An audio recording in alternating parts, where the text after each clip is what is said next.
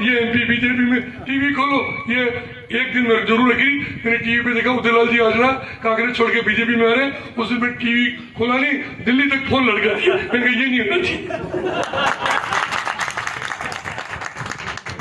अच्छा आज आ जाते वो बीजेपी में, अभी नारे लगाते होते सीपी जोशी जिंदाबाद, लगाते और कहने में हरा दूंगा। अरे दादा भाई तेरा प्रयास क्या था? अब की बार ये नारा लेके मन में जाओगे और मुझे विश्वास है हम सब लोग मेहनत करेंगे निश्चित रूप से भाई सीपी जोशी को इस चित्तौड़गढ़ लोकसभा में सबसे ज्यादा लीड अगर मिलेगी तो निम्बाड़ा विधानसभा में मिलेगी। पहले ही मैंने मेरे बड़े भाई साहब कौन है उदयलाल जी आजरा साहब, उन्होंने बहुत अच्छे शब्द मेरे लिए कहे। आज खड़गे जी आए थे वहां नामांकन रैली में, वो मैंने जब सुना तो मेरा वो भाषण का मूड ही बदल गया बिल्कुल। अब मैंने कहा उनका जवाब देना बहुत जरूरी है। वो पिछले 35 साल से हम साहब उनसे चुनाव हम लड़ते आ रहे हैं। एक बात तो वो हमेशा आजकल कह रहे हैं कि जसवंत सिंह जी जो विदेश मंत्री थे, कितने बड़े नेता थे, उनको मैंने चुनाव हरा दिया तो सीपी जोशी का कद इतना बड़ा नहीं कि उसको नहीं हरा सकूं, उसको भी हरा दूंगा। मैं उदयलाल जी को एक बात पूछना चाहता हूं कि बार बार आप जसवंत सिंह जी का नाम लेते हो, अशोक नवलखा ने तुम्हारी फाइल निपटाई, वो तो बताती नहीं है? मैंने हरा दिया तो छोड़ो उसको, है? अशोक जी हराया वो नहीं क्यों? और जसवंत सिंह जी के बाद दूसरे चुनाव में लोकसभा में भी मैंने हराया, 5 बार उनको चुनाव हरा चुके और बार बार वो कौन से पहलवान का जिक्र नहीं आता है, वो धरती को गिरते हैं फिर उठ के चटकी नौबत तैयार हो जाते हैं, सुमो पहलवान। तो मुझे आश्चर्य हुआ कि उनको ये नहीं लग रहा कि सीपी जोशी आज राजस्थान भारतीय जनता पार्टी के प्रदेश अध्यक्ष, वो गरिमा तो उनको रखनी चाहिए थी। जसवंत सिंह जी हमारे पार्टी के बहुत ही वरिष्ठ नेता थे, लेकिन बार बार आप कहकर लोगों को प्रभावित करना चाह रहे हो, इससे प्रभावित नहीं होंगे। उन्होंने एक बात और कही आज मेरे सम्मान में कही कि मेरी इंसल्ट करने के लिए कही कि उन्होंने व्यंग के रूप में कही, आपने सुना मिठूलाल जी क्या बढ़ दी, उन्होंने कहा कि मेरे छोटे भाई श्रीचंद कृपलानी को भजन लाल जी ने मंत्री नहीं बनाया, इसका मुझे बहुत दुख है। क्या 2 बार सांसद रहे, 4 बार एमएलए रहे और जिला प्रमुख रहे, कैबिनेट मंत्री रहे, इतने पदों पर रहे और नए लड़के को मंत्री बना दिया, उनको मंत्री नहीं बनाया। आप मुझे जिता दो और मैं भजन लाल जी से मिलकर श्रीचंद जी को मंत्री बनाने का प्रयास करूंगा, ये भजन लाल जी ने कहा है। आज कहा उन्होंने, मैं क्या कहूं उसके बारे में, मेरे समझ में नहीं आ रहा। उदयलाल जी अभी 3 महीने पहले तुम्हारी फाइल निपटाई है क्या? कितने चुनाव लड़े उसमें से आप कितने चुनाव आ रहे हैं उसका अंदाजा तो लगाओ। मेरे को मंत्री बनाएगी तो मेरी पार्टी बनाएगी, नहीं बनाएगी तो मैं कार्यकर्ता हूं पार्टी का। हम भारतीय जनता पार्टी के वो कार्यकर्ता जो कार्यकर्ता के रूप में काम करते, मंत्री बनने के लिए काम नहीं करते। नरेंद्र मोदी जी ने कभी सपने में नहीं सोचा होगा कि मैं चाय बनाते बनाते देश का प्रधानमंत्री बन जाऊंगा। हमारे देश के कई ऐसे नेताओं का नाम मैं बता सकता हूं जो मजदूर थे, खेत में काम करते थे, वो कोई मुख्यमंत्री बन गया। आज भजन लाल जी एक साधारण कार्यकर्ता के रूप में हमारे पार्टी का काम कर रहे थे, वो मुख्यमंत्री बन गए। कोई कल्पना कर सकता है क्या इस बात का? ये भारतीय जनता पार्टी, वो भारतीय जनता पार्टी। तो उदयलाल जी मैं आपको साफ कह रहा हूं कि आप चुनाव तो अब देखो, मैं एक्चुअली ईमानदारी से कह रहा हूं, मैं काल जीव रहा हूं, ईमानदारी से कह रहा हूं। मैंने गए बार भी जब वसुंधरा जी आई थी, वहां चुनाव की मीटिंग हुई थी, तो कोई मान नहीं रहा था। मैंने कहा आपके झालावाड़ से ज्यादा वोटों से हम जीतेंगे, और झालावाड़ में वो दुष्यंत सिंह जी जीते 4,81,000 वोटों से, और हम जीते 5,73,000 5,74,000 से। और आज मैं आप कह रहा हूं दुनिया की कोई ताकत, क्योंकि मैं सीपी जी को उस परसों भी कह रहा था सभा में कि मैं सीपी जी के मामले में दुर्भाग्यशाली हूं।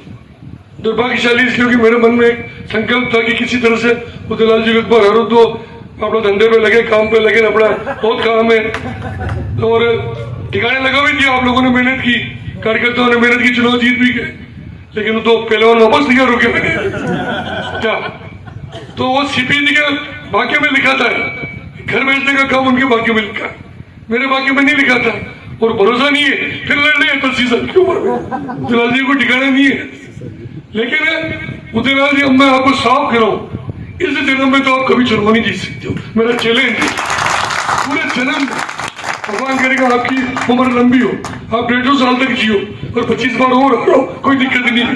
हारने का रिकॉर्ड बनाओ, पूरे विश्व का रिकॉर्ड बनाओ, भगवान से यही प्रार्थना करता हूँ।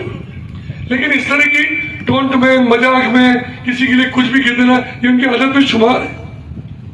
हारने से उनको कोई फर्क नहीं पड़ता।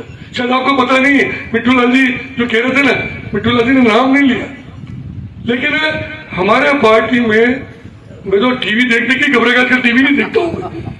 टीवी खोलो, ये एमपी बीजेपी में, टीवी खोलो, ये एक दिन मैं जरूर रखी, मैंने टीवी पे देखा उदयलाल जी आज ना कांग्रेस छोड़ के बीजेपी में आ रहे, उस दिन मैं टीवी खोला नहीं, दिल्ली तक फोन लड़ गया। मैंने कहा ये नहीं होना चाहिए।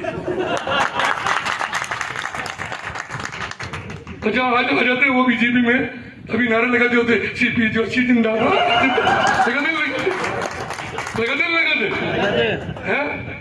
और कहने में हरा दूंगा।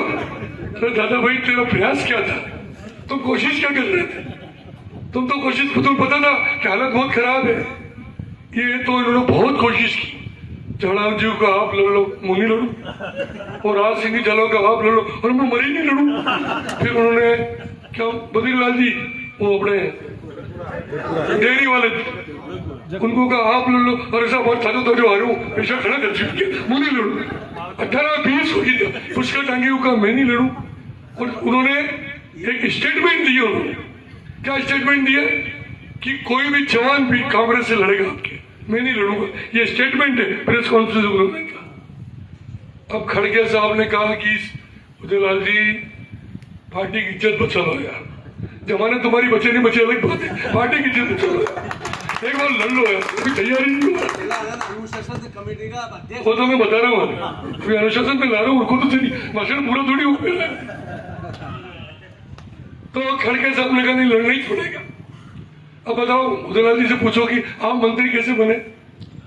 सचिन पायलट जी ने आपको मंत्री बनाने के लिए रिकमेंड की, आपको टिकट दिलाया, आपको एमएलए जिताने के लिए भी यहाँ आए। सबसे पहला धोखा किसको दिया तुमने? सचिन पायलट को धोखा दिया। आप गद्दारी कर सकते हो, धोखाबाजी कर सकते हो, श्रीचंद गड़बड़ी नहीं कर सकता, ये मेरे सिद्धांत। मंत्री बनने के लिए नहीं कर सकते। हम बीजेपी के अनुशासित कार्यकर्ता है।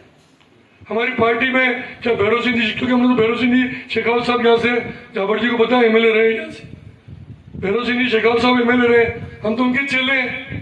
भैरव सिंह जी रहे, चाहे आज भजन जी हो, चाहे वसुंधरा जी हो, चाहे मोदी जी प्रधानमंत्री है, चाहे अटल जी पहले प्रधानमंत्री थे, हम तो सबका अनुभव हमको पता है कि भारतीय जनता पार्टी का कार्यकर्ता सिर्फ पार्टी की इज्जत बचाने के लिए जान तक खेल जाता है। मंत्री और एमएलए तो छोटी चीज है, ये कांग्रेस में नहीं है। मुझे समझ में नहीं आता कांग्रेस में इनके साथ के कितने लोग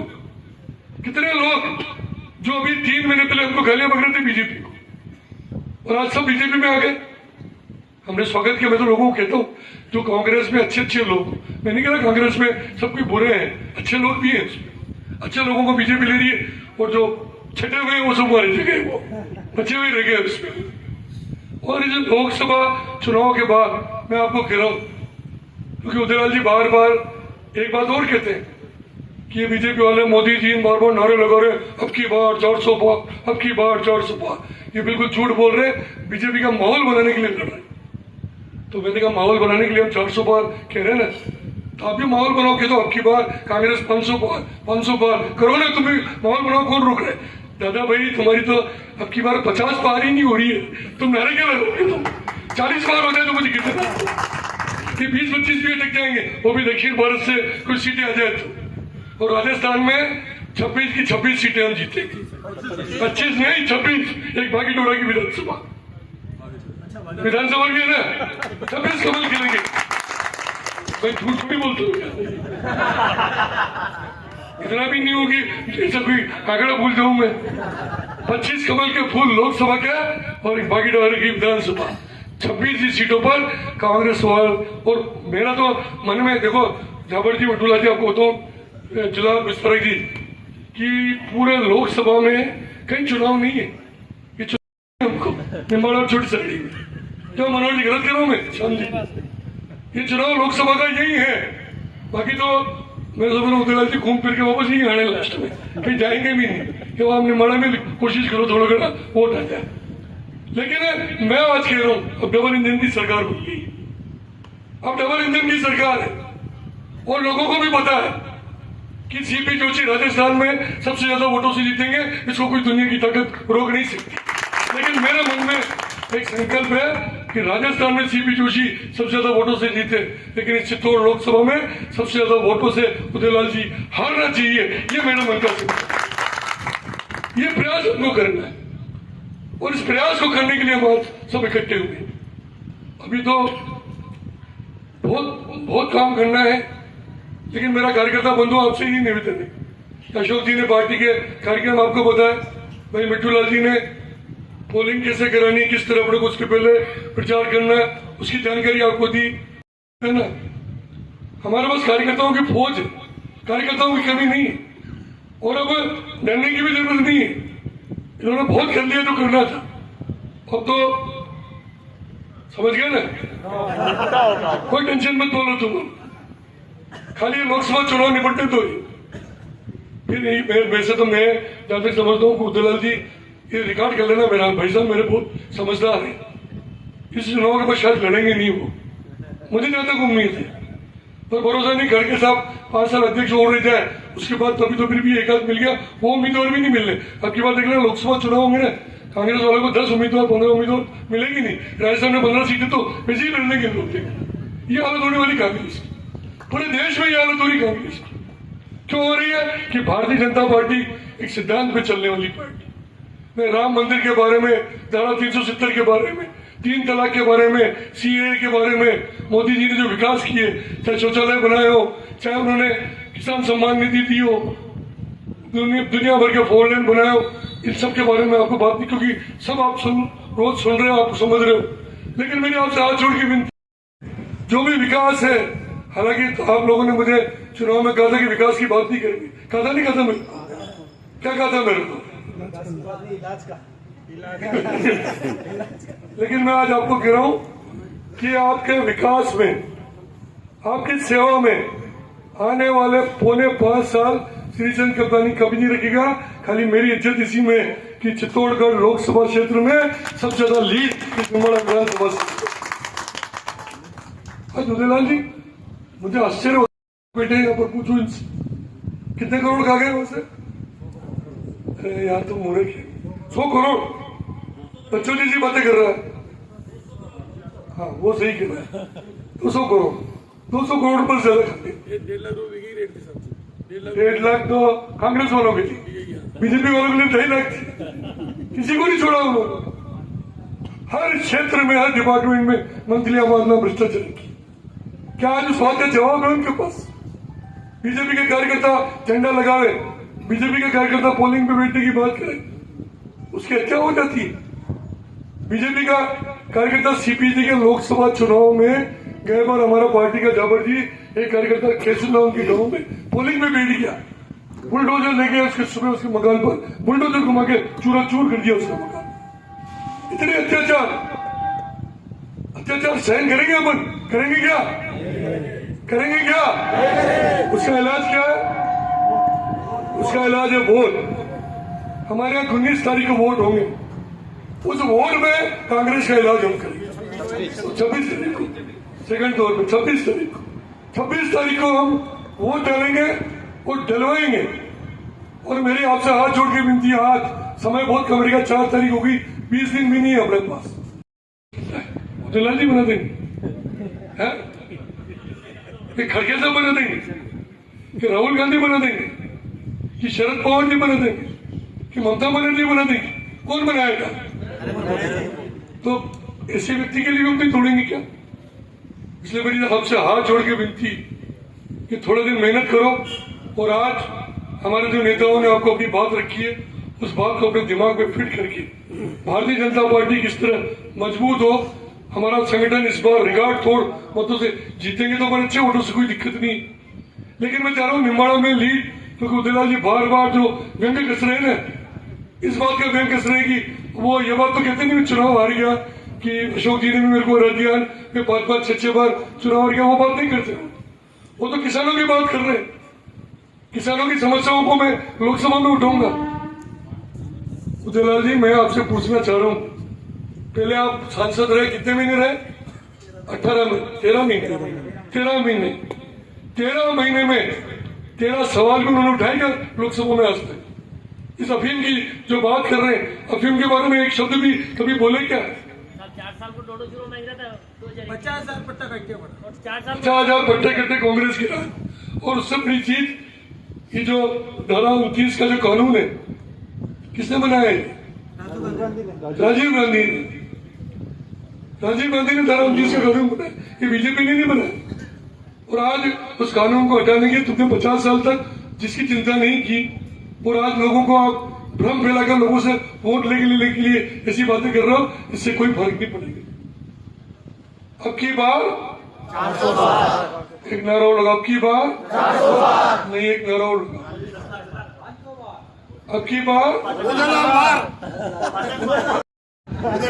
की बार, अब की बार ये नारा लेके मन में जाओगे, और मुझे विश्वास है हम सब लोग मेहनत करेंगे निश्चित रूप से। भाई सीपी जोशी को इस चित्तौड़गढ़ लोकसभा में सबसे ज्यादा लीड अगर मिलेगी तो निम्बाड़ा विधानसभा में मिलेगी। धन्यवाद। भारत माता की जय।